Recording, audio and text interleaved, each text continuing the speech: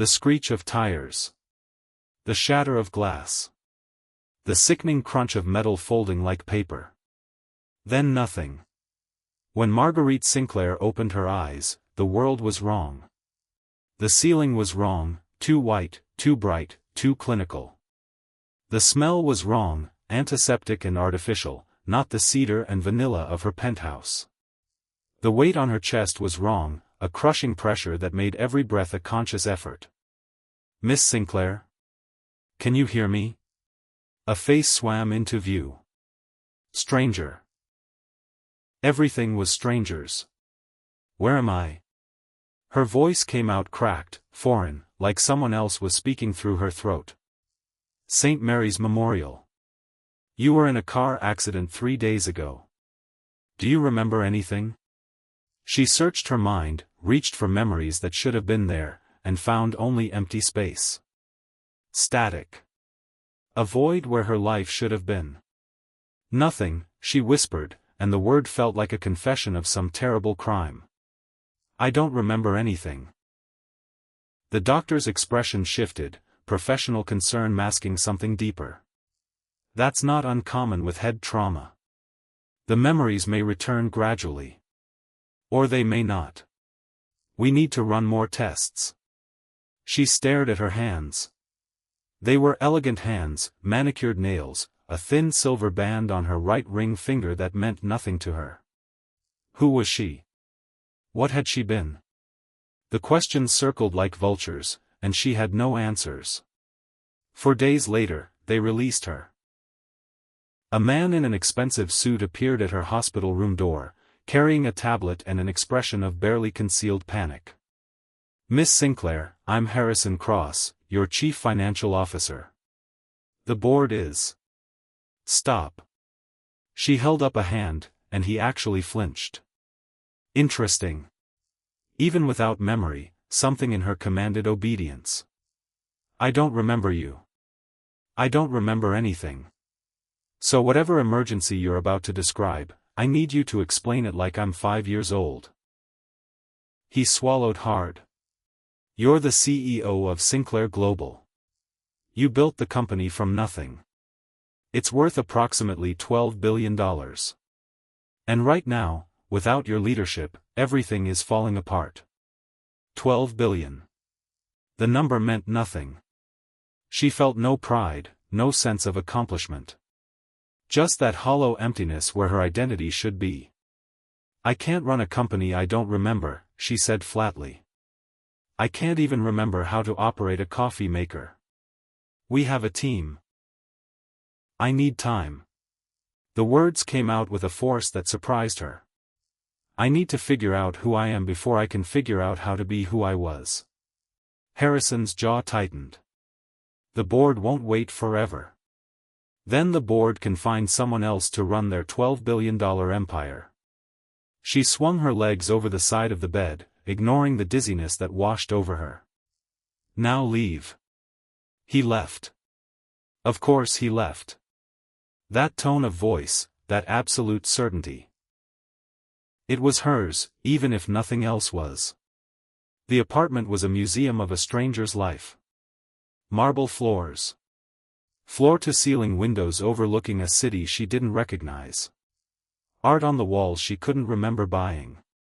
A closet full of designer clothes that felt like costumes. She wandered through the penthouse like a ghost haunting someone else's existence, touching things, hoping for a spark of recognition. Nothing. A framed photograph on the nightstand caught her eye. She picked it up, studying the faces. An older couple, her parents? A woman who looked like an older version of herself. A man with kind eyes and a gentle smile. She tried to feel something for these people, but they were strangers. She turned the frame over. Written on the back in elegant script, "Mom and Dad, Christmas 2018. Love always, Marguerite." Mom and Dad. She had parents. Somewhere out there, people who loved her, people who might have answers. She set the frame down carefully, her hands trembling. The phone rang. She stared at it like it was a snake. On the fifth ring, she answered. Marguerite? Thank God. I've been trying to reach you for days. Who is this? A pause. Then, carefully, it's Graham. Your brother. Brother. She had a brother. She pressed the phone harder against her ear. I don't remember you. I know. The hospital called. I've been trying to get a flight. Don't bother. The words came out sharp, defensive. I don't need. Marguerite, I'm your brother. You need someone. You've always needed someone, even if you won't admit it. Something in his voice, some combination of exasperation and love, made her chest ache. Tell me about myself. Tell me who I am. He sighed. You're the most stubborn person I've ever met. You never let anyone help you. You worked yourself to exhaustion building that company, and when Dad died, you used the grief as fuel to become the most powerful businesswoman in the country. You don't let people in, Marguerite. You never have. Who hurt me? The question hung in the air. Graham was silent for a long moment. Everyone, he finally said. Mom died when you were 13. Dad threw himself into work, left you to raise yourself. Your first serious relationship ended badly. The man was married and didn't tell you. After that, you built walls so high no one could climb them. You told me once that love was a weakness. You said it was easier to be alone than to be betrayed. That sounds like something I would say. She hated how true it felt. It is. It's exactly what you would say. But I've been watching you destroy yourself for 15 years, Marguerite. Maybe this accident is a gift. Maybe you can finally be someone different. A gift. She laughed, but there was no humor in it. I don't remember anything, Graham. I don't remember my own parents. I don't remember the company I built. I don't remember. You don't remember how to be the person you were, he finished gently. Maybe that's not such a bad thing. A week later, she was sitting in a cafe, staring at a menu she couldn't read because the words swam before her eyes. The doctor had warned her about cognitive fatigue. She hadn't listened. She never listened. Excuse me? Miss? Are you all right? She looked up. A man was standing at her table, a toddler balanced on his hip and a diaper bag slung over his shoulder. He had kind eyes, the color of warm honey, and a face that looked like it smiled often. His daughter, she assumed it was his daughter, had her father's eyes and a mop of chestnut hair, straight and fine. I'm fine, Marguerite said automatically. You don't look fine. He didn't move. You look like you're about to pass out. When's the last time you ate something? She blinked at him. I don't remember. The admission came out before she could stop it. She braced herself for the awkwardness, the quick retreat. Instead, he pulled out the chair across from her and sat down. I'm Killian, he said, shifting the toddler to his other hip. This is Beatrice. And you look like you need someone to order you food, whether you want it or not. Is that your strategy with all strangers? Just the ones who look lost. He flagged down a waitress. She'll have the soup and a glass of water. I'll have the same, and a kid's meal for Beatrice. Marguerite stared at him. You're very presumptuous. I'm very good at reading people. He smiled, and the warmth of it made something in her chest loosen. You have that look. The one that says you're fighting a battle no one else can see. I was in an accident. I don't remember anything about my life. She hadn't meant to tell him that. The words just fell out, propelled by exhaustion and the strange safety of his presence. Killian's expression shifted, sympathy, not pity. That must be terrifying. It is. She swallowed hard. Everyone expects me to be someone, and I don't know who that is. I'm supposed to be running a company, making decisions, being in charge. But I can't even remember what I ate for breakfast. He reached across the table and touched her hand. It was a brief, light contact, but it steadied something inside her. Then stop trying to be who you were, he said simply. Start over. Be someone new. The soup arrived, and she ate it mechanically, not tasting anything. Beatrice chattered happily about something involving a stuffed elephant, and Killian nodded along, responding with the patience of someone who'd had this conversation 100 times before. She's beautiful, Marguerite found herself saying. How old is she? 2.5. His smile softened. She's my whole world. Her mother passed away when she was 6 months old, so it's just the two of us. I'm sorry. Don't be. I was too. But grief isn't a life sentence. It's a door you have to walk through eventually. He shrugged. I'm still walking through it. Probably will be for the rest of my life. But Beatrice makes it easier. She's like sunshine wrapped in mischief. Marguerite looked at the little girl, who had somehow acquired a sugar packet and was methodically tearing it apart. She's perfect. She's a disaster, Killian said fondly. But she's my disaster. 3 weeks later, she was back at that cafe. She'd been coming every day, telling herself it was because the coffee was good, but she knew the truth, she was hoping to see him again. Fancy meeting you here, a familiar voice said. She looked up. Killian stood at her table, Beatrice asleep in a carrier on his chest. His smile was the same warm, easy thing she remembered. You have terrible timing, she said, but she was smiling too. I was just about to leave. You're a terrible liar. He sat down without waiting for an invitation. How are you feeling? Any memories coming back? A few flashes. Nothing solid. She pushed her coffee cup aside. I went back to work yesterday. It was a disaster. I didn't know anyone's name. I didn't remember what any of the projects were. Everyone was looking at me like I'd grown a second head. Did you tell them you don't remember? I told them I was still recovering. They all nodded sympathetically and then asked when I'd be making decisions again.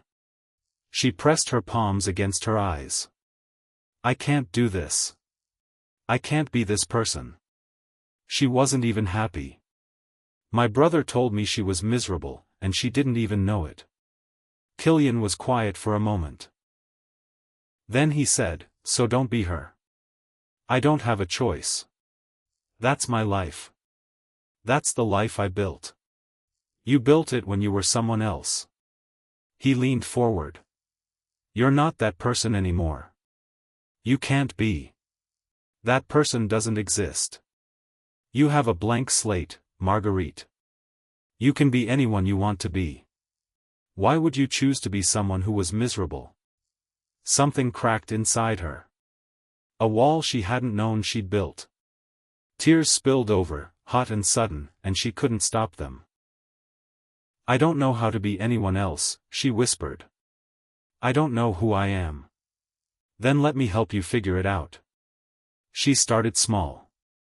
Weekends at Killian's apartment, a cozy space filled with toys and mismatched furniture and the smell of whatever he was attempting to cook.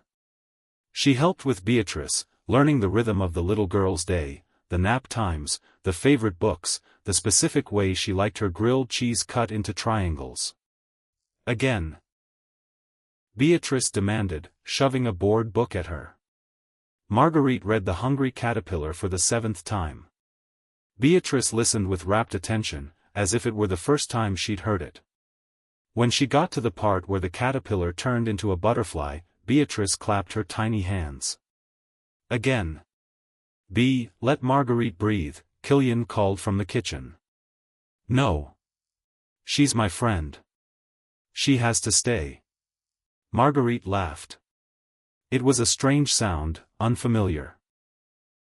She couldn't remember the last time she'd laughed. I'll stay as long as you want me to, she told Beatrice. I don't have anywhere else to be. It was true. The company had hired a temporary CEO to handle operations while she recovered. The board had been surprisingly understanding, or perhaps they'd been scared enough of the old Marguerite that they were treading carefully. Either way, she had time. Time to figure out who she wanted to be. Killian brought her tea and sat down beside her on the couch. Beatrice immediately climbed into his lap, abandoning the book for the comfort of her father's arms. "You're good with her," he said quietly. "Really good. She's easy to be good with." Marguerite watched the little girl's eyes flutter closed. "She doesn't expect anything from me. She just wants me to be here." "Is that so different from what adults want?" She looked at him. "I think adults want more. They want things I don't know how to give." "Like what?" "Like certainty. Like knowing who I am." She swallowed hard. "I don't even know if I'm capable of love. My brother said I was closed off. He said I built walls so high no one could climb them. What if those walls are still there? What if I can't?" Killian reached out and took her hand. "You don't have to know anything, Marguerite. You just have to be willing to try. That's all anyone can do. Have you tried? Since your wife?" He was quiet for a moment. "I didn't think I would. I was so angry.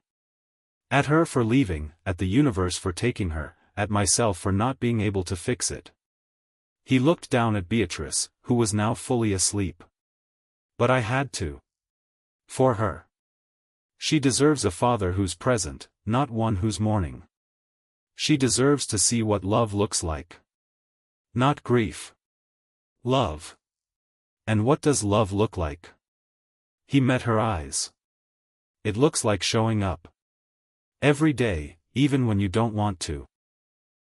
It looks like choosing someone, over and over, even when it's hard. It looks like this." He squeezed her hand. "Right here. Right now. You showing up for us, even though you're scared. That's love, Marguerite. That's what it looks like." The first time she realized she was in love with him, they were in his kitchen, trying to salvage a batch of burnt cookies. Beatrice had been determined to help, which had resulted in flour everywhere and a small fire that Killian had extinguished with surprising calm. "I think we're supposed to be teaching her to be responsible," Marguerite said, wiping flour from her cheek. "Responsible is overrated." Killian grinned at her. "She's two. She's allowed to be a chaos agent. You're a chaos agent. She's just following your example." He laughed, and the sound was like music. She felt something shift in her chest, something warm and terrifying. "Killian," she said, "I think I'm falling in love with you." He went still. The grin faded. "Marguerite. You don't have to say anything." She held up a hand. I needed to say it out loud. I needed to know what it felt like to tell someone how I feel, without walls, without defenses.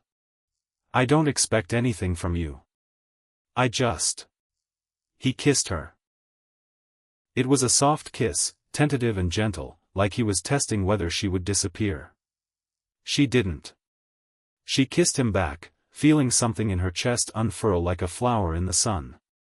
"I'm in love with you too," he murmured against her lips. "I've been in love with you since the moment you said you didn't remember anything about your life, and I saw how scared you were, and all I wanted to do was make it better." "I'm still scared," she admitted. "So am I. But we can be scared together." 2 months later, on a warm spring afternoon, Killian got down on one knee in his backyard. Beatrice was sitting in the grass, happily pulling up dandelions, completely oblivious to the moment unfolding before her. "Marguerite," he said, his voice trembling slightly, "I know we haven't known each other that long. I know you're still figuring out who you are. But I also know that I don't want to spend another day without knowing you're mine. I love you. I love the way you are with Beatrice. I love the way you're slowly becoming the person you were always meant to be. Will you marry me?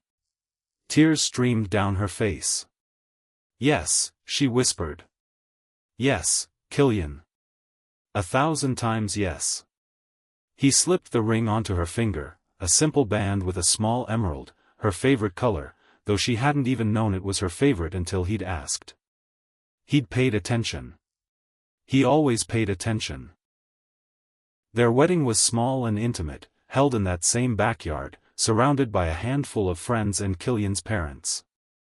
Beatrice was the flower girl, scattering petals with wild abandon, and Marguerite wore a simple white dress that made her feel like the most beautiful woman in the world. Before I met you, she said in her vows, I was lost. I didn't know who I was. I didn't know who I wanted to be. But you showed me. You showed me that I could be someone different. Someone softer.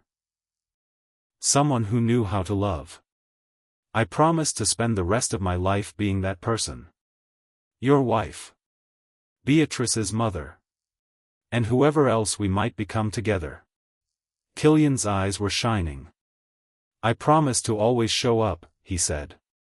I promise to never let you feel lost again. I promise to be your home, the way you've become mine. I love you, Marguerite.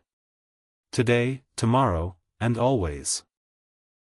6 months after their wedding, Marguerite sat in the doctor's office, gripping Killian's hand so tightly her knuckles were white. Congratulations, the doctor said, smiling. You're pregnant. About 8 weeks along. The words didn't register at first. She stared at the ultrasound image, at the tiny flicker of a heartbeat on the screen, and felt something crack open inside her. A baby, she breathed. We're having a baby. Killian's face was a mixture of shock and joy. Our baby, he said. Yours and mine. Ours, she repeated. Our family. Our child. She didn't remember the woman she used to be. She didn't remember the company or the money or the power. But she remembered this moment. She would always remember this moment, the moment everything changed, the moment her new life truly began. The months that followed were filled with anticipation. Beatrice was ecstatic, constantly pressing her small hand against Marguerite's growing belly and talking to the baby. Hello in there, she would say. I'm your big sister. I'm going to teach you everything. Marguerite watched her with a full heart. She had never imagined she could have this. She had been so closed off before, so convinced that love was a weakness. But the accident had given her a gift, a chance to become someone new. Someone who could love. Someone who could be loved. Killian was endlessly attentive, bringing her tea, rubbing her feet, reading baby books aloud to her at night. We're going to be parents together, he said one evening, his hand resting on her belly. We're going to raise this child together. And I can't think of anyone I'd rather do it with. What if I'm terrible at it, she asked, voicing the fear that had been gnawing at her. What if I don't know how to be a mother? You already are a mother, he said simply. Beatrice calls you Mama. She loves you. You're already raising her. This will be the same, just a little smaller. Their son was born on a crisp autumn morning, after 14 hours of labor that left Marguerite exhausted but exhilarated. He's beautiful, she whispered as the nurses placed the baby in her arms. He's perfect. The baby had a tuft of dark hair and his father's honey-colored eyes. He was small and wrinkled and absolutely perfect. Welcome to the world, Sebastian, Killian said softly, touching the baby's tiny hand. We've been waiting for you. Sebastian opened his eyes for the first time and looked directly at his mother. Marguerite felt something shift inside her, a love so fierce and overwhelming it took her breath away. I love you, she said, her voice breaking. I will always love you. I will always protect you. I will never let anything hurt you. It was a promise. A vow. The same promise she'd made to Beatrice, the same vow she'd made to Killian. She would show up. She would be present. She would love with everything she had. 8 years later, Marguerite stood in her kitchen, watching her family move around her like a beautiful, chaotic dance. Sebastian, now 8 years old, was building a rocket ship out of Legos at the kitchen table, his tongue poking out in concentration. Beatrice, now 13, was helping her father set the table, her dark hair pulled back in a ponytail. And little Violet, now 5 years old, was sitting on the floor, carefully coloring a picture of their family. "Look, Mama," Violet said, holding up the drawing. "That's you, and that's Daddy, and that's Seb, and that's Bea, and that's me."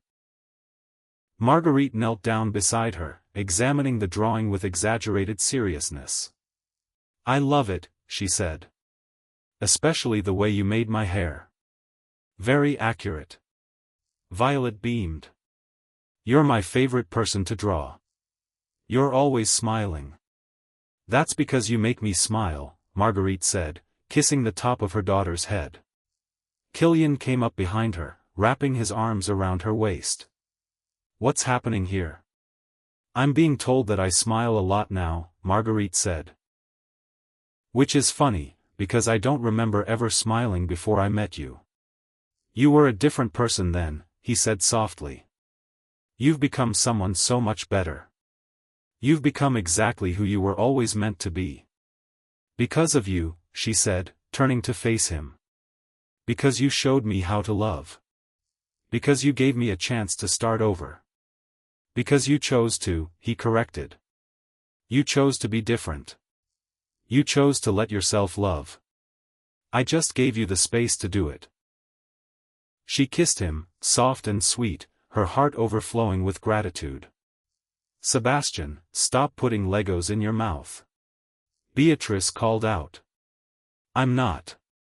Sebastian protested, his voice muffled. "You literally have a Lego in your mouth right now."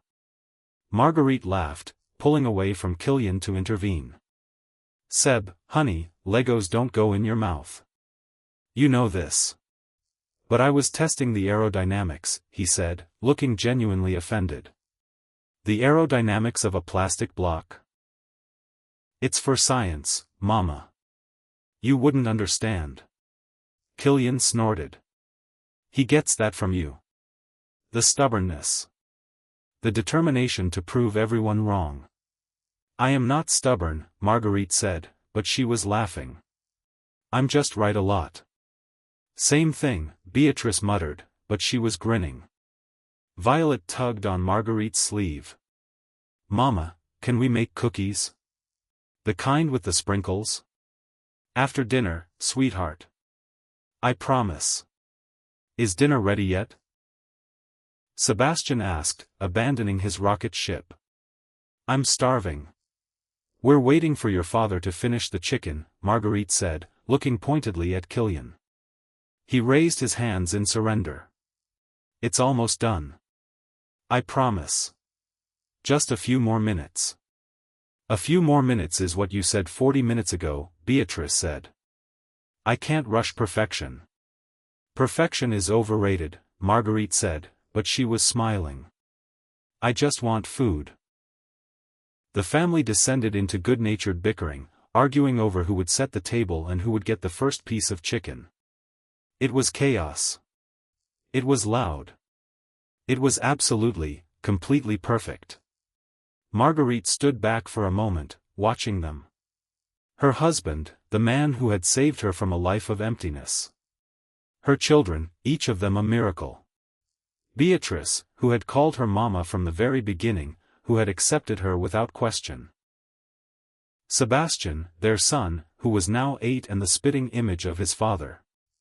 Violet, their youngest, who was 5 and had her mother's determination and her father's gentle nature. She had once been a woman with no memories, no identity, no sense of who she was. She had been lost in a life she didn't remember, surrounded by things that meant nothing to her. And now she had everything. A family. A love. A home that was more than just a building with marble floors and expensive art. "Marguerite?" Killian called. Are you coming? She turned to him, her eyes shining. I'm coming. I'm always coming. I'll never leave again. I promise. He smiled at her, the same warm smile she'd seen in that cafe so many years ago, the smile that had started everything. I know, he said. I've always known. She walked toward him, toward her family, toward her life. She didn't remember who she'd been before the accident. She didn't remember the company or the money or the power. She didn't want to.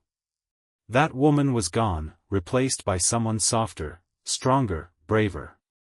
Someone who knew how to love. She was Marguerite Hart, wife, mother, and the happiest woman in the world. She had been given a second chance, and she had taken it, grabbed it with both hands and held on tight. And she was never letting go. The sun was setting outside the kitchen window, painting the sky in shades of gold and pink. Inside, her family was laughing, arguing, living. It was messy. It was loud.